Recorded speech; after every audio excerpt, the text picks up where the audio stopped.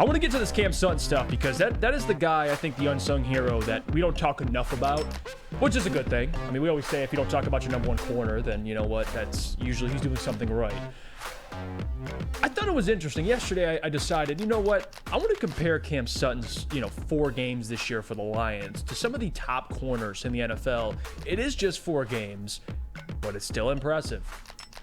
Lucas, throw up the first, anyone you got, right? And this is the thing, right? You think about Cam Sutton. How does he kind of compare to some of the top corners in the NFL? What about a Patrick Surtain, right? Who I think is that guy, one of the premier corners in the NFL. How does he compare to Cam Sutton? And you look at least their targets. And again, that Denver Broncos defense is a whole nother problem. But regardless, Patrick Surtain, Cam Sutton.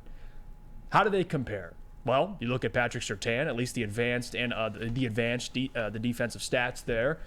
He's had 14 targets at Surtain. He's had 18 targets at Sutton. You look at the stats there. Surtain's allowed 7 catches, 50% completion percentage. Well, Cam Sutton's allowed 9 and 18 targets, 50% completion percentage. The same amount, the same completion percentage allowed. Look at TDs. Surtain's allowed 1 TD. Cam Sutton has not allowed a touchdown this year. Those are the comparisons we're dealing with right now. Go to the next one. And that's Surtain, who's a premier corner. Let's go to Darius Slay, former Lion. Look at this year. Look how they're playing. Cam Sutton and Darius Slay. Darius Slay, 22 targets, 14 completions, 63% completion percentage allowed when targeting Darius Slay. That's worse than Cam Sutton. Cam Sutton, 18 targets, 9 completions. Darius Slay's allowed 2 touchdowns. Sutton's allowed 0. And this is just a 4-game sample size, but this is the type of season he's having. And Darius Slay is still referred to as one of the premier corners in the NFL, and he's playing with that defensive line for the Eagles, which is pretty scary. Move to the next one. And we can keep going here. Some of the premier corners. What about Sauce Gardner, who was arguably the best corner last year, and a guy who just keeps improving, keep getting better? What about this year for Sauce Gardner? Look at that. 12 targets, 10 completions. Not having a great start to this year so far. 3 games. This is before last night, of course. We'll see how they update, but in 3 games, 12 targets, 10 completions. 83% completion percentage allowed for Sauce Gardner so far. No touchdowns, but that's worse than Cam Sutton. Cam Sutton's allowing a 50% completion percentage to Sauce Gardner's 83.8. Think about that for a second. With that defensive line. And DJ Reed on the other side. And another premier corner on the other side. Let's keep it moving. What about Jair Alexander? You think he's pretty good? Damn good corner. He would have been good out for them on Thursday night. Yeah, they missed him. Check the stats. 7 targets for Jair Alexander, 2 games, 5 completions, 71.4% completion percentage allowed. Cam Sutton, still 50%. And you could look at context, right? You've had to face Patrick Mahomes. Look at the quarterbacks. Patrick Mahomes, Geno Smith, and then, of course, week 3, it is what it is. Desmond Ridder, not very great, but regardless. Jair had to play against him, gave up a touchdown in that game. That is fair. Jair, they faced the same. They faced the Falcons. So this is the kind of season that Cam Sutton's having. Like, this is elite, guys, like for Cam Sutton. Like, he's in his prime. He's 28 years old. He's coming off one of his better seasons. And you go back to when the Lions first signed him. And even last year in 2022, he had a career year. He received a 71.6 overall grade and a 70.4 coverage grade. You look at the completion percentage he had last year on the Steelers, 44.4 completion percentage, tied for 4th lowest in a single season since 2016. So this guy had an elite season last year, kind of went under the radar, came to the Detroit Lions, and he's elite again. And this is a guy, again, is he having an interception a game? No. But he's not allowing much. He's not allowing completions towards his way. 50% completion percentage for Cam Sutton. I think this guy, and as much as we talk about the defensive line getting all these sacks and Jerry Jacobs with 2 picks, like, oh, that's great, and it's impressive, and it means something. But you know what's significant? When your number one corner is as reliable as Cam Sutton, and you don't worry about him at all. Cam Sutton's elite, man. He's having an elite year so far through 4 games. Well, yes, and those numbers that you just gave me, that's just like, spoke straight to. Read those stats to me, Daddy. It was just so beautiful. Run, Flannel. It was just so beautiful, and that's the thing. You're not saying right now that he's a better corner than any of those players, but I love when you kind of give stats like that and put it into context. That so far, in a lot of ways, he's having a better season than Sauce Gardner. He's having a better season than Pat Surtain. He's having a better season than Jair Alexander, at least when it comes to those numbers. And those are guys that have made all pros, who you might even say are the 3 best corners in the NFL. And Cam Sutton is right there with all of them. And at least when it comes to those numbers that you gave, which are very, very significant. And here's the thing that's incredible about what Cam Sutton has done.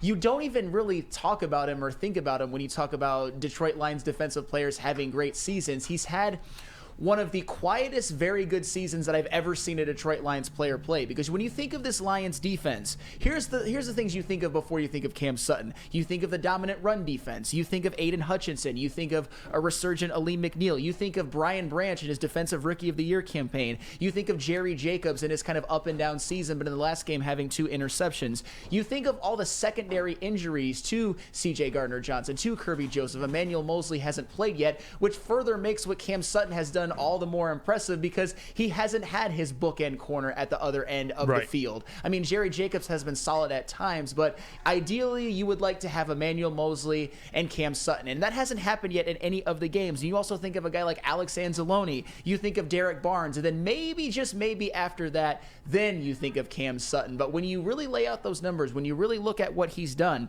he's only allowed an 82.8 passer rating when targeted, which kind of furthers the numbers that you gave.